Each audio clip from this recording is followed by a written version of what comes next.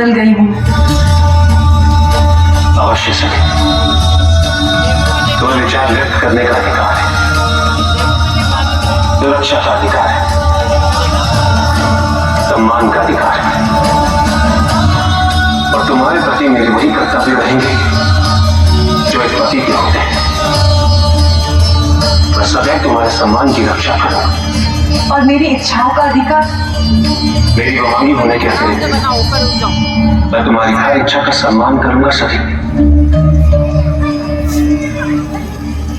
तो मेरी एक इच्छा है महादेव, मैं अपने पिता के घर, पिताजी के यज्ञ में सम्मिलित होने के लिए जाना चाहती हूँ।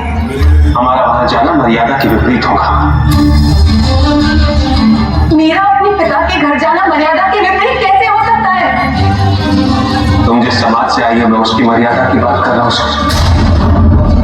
विवाह के पश्चात पुत्री के लिए पिता का घर पराया हो जाता है। विवाह के पश्चात पिता के घर जाने के लिए कन्या को अपने और अपने पति के सम्मान की रक्षा करनी चाहिए। यदि प्रजापति दक्ष की दृष्टि में हम सम्मानित होते तो वो हमें अवश्य निमंत्रण भेजते सके, परंतु उन्होंने नहीं भेजा। उनकी दृष्टि में जो भी सम्मानित है सती, वो उनके साथ उनकी यज्ञ की पूर्ति करेंगे। याद रहे सर, जो लोग बिना बुलाए दूसरों के घर पहुंच जाते हैं, उन्हें मृत्यु से भी अधिक कष्टदायक अपमान को सहना पड़ता है। किंतु तुम्हारे पति होने के नाते मैं तुम्हें ये पीड़ा नहीं उठाने दूंगा। कह देना अपने मन की बात, कर दिया ना पिताजी को पराया। पिता कभी पराए नहीं होते, किंतु आपने उन्हें कभी अपना समझा ही नहीं। आज आपने मुझे बहुत ठेस पहुंचाई है महादेव, बहुत दुख पहुंचाया है मुझे। मोह और क्रोध में सोची हुई बातें हमें सत्य तक नहीं पहुंचने दी।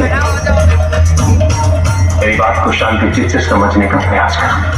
वो सब मैं कुछ नहीं जानती, मैं केवल इतना जानती हूँ कि यदि आप मुझसे प्रेम करते हैं तो मेरे साथ उस यज्ञ में अवश्य चलेंगे। अन्यथा कह दीजिए कि आपको मुझसे प्रेम ही नहीं है। सत्य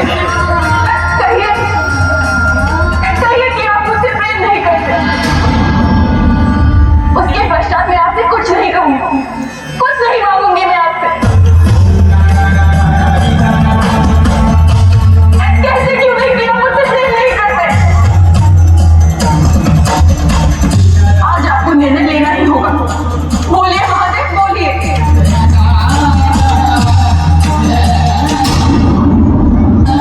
मैं तुमसे अत्यंत प्रेम करता हूँ सती। तो फिर सिद्ध कीजिए, कहिए आप मेरे साथ यज्ञ में चलेंगे ना? आज आपको निर्णय लेना ही होगा महादेव। ठीक है सती, यदि तुम मेरी प्रेम की परीक्षा लेना चाहती हो तो मैं अवश्य चलूंगा। हाँ सती।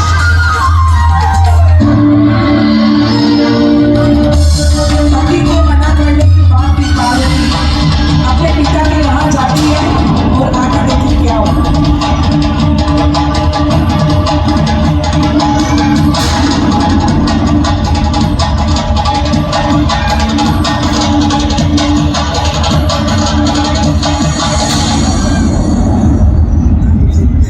मेरी अनुपस्थिति में यज्ञ प्रारंभ करने जा रहे थे पिताजी।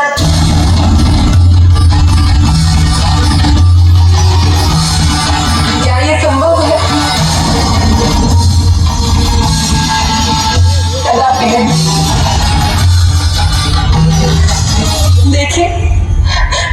देखिए मैं आ गई, बिना निमंत्रण के भी आ गई। अब केवल इतना निवेदन है, मेरे स्वामी को भी निमंत्रण भेज दीजिए। पता करो किसने मेरे आदेश का उल्लंघन किया है। मैंने कहा था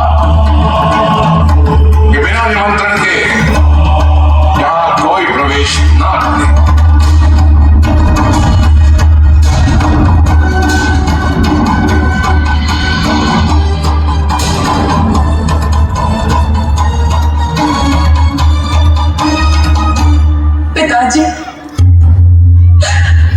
उन्होंने आपके चरण स्पर्श ना कर